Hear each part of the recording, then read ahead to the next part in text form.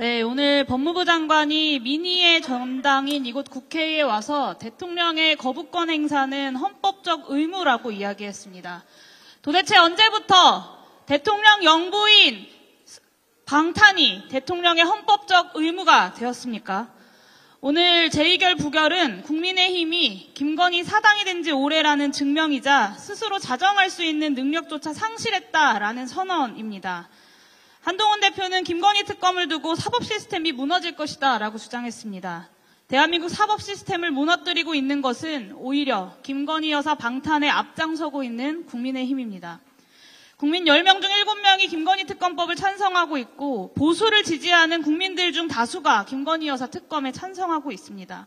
영부인 앞에서만 한없이 너그러운 검찰에 대한 민심의 분노가 좌우를 막론하고 터져나오고 있다는 증거입니다.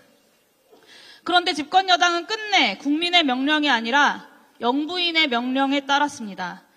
과거 조선 제1검이라고 불렸던 한동훈 대표가 마땅히 민심에 따라 보수 정당을 바로 세우리라 기대했던 국민들의 마지막 기대마저 무너졌습니다. 더욱 우스운 것은 김건희 특검법에 대해서는 열을 내면서 말을 얹었던 한동훈 대표가 최상병 특검법에 대해서는 입에 자물쇠를 잠근 듯 조용해졌다는 것입니다. 자신의 공약 앞에서 소신을 지켜서 찬성을 설득하지도 못하고 그렇다고 윤심에 따라 반대를 천명하지도 못하는 한동훈 대표의 무능함을 고스란히 보여주는 장면입니다. 오늘 국민의힘의 결정은 정권 몰락의 신호탄이 될 것입니다. 여당 108명 국회의원 전원은 무기명 투표에서조차 양심에 따른 선택을 하지 못하고 오로지 건심 눈치 보기 급급하다는 것을 적나라하게 보여줬습니다. 김건희 여사가 선거 공천을 쥐락펴락해왔다라고 하는 여러 의혹들의 신빙성을 오늘 국민의힘 의원들이 표결에서 스스로 보여주고 있는 꼴입니다. 권력이 물나는 것만 물어다주는 사냥개를 원했다면 저를 쓰지 말았어야 했다. 4년 전 검사였던 한동훈 대표가 했던 말입니다.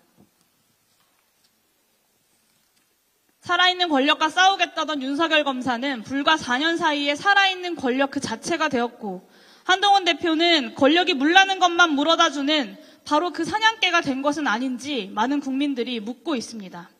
이제는 국민들께서 탄핵으로 윤석열 정권 심판을 완수할 것을 요구하고 있습니다.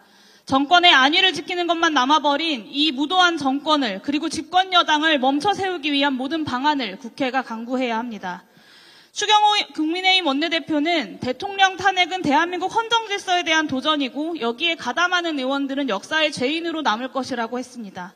기가 찹니다. 오늘 김건희 여사 방탄에 앞장선 국민의힘 의원들이야말로 역사의 죄인으로 남을 것입니다.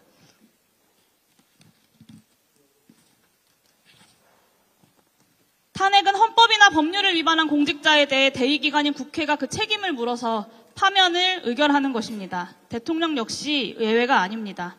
헌정질서에 도전하고 있는 세력은 대한민국 헌법 제1조를 거부하고 있는 국민의힘입니다.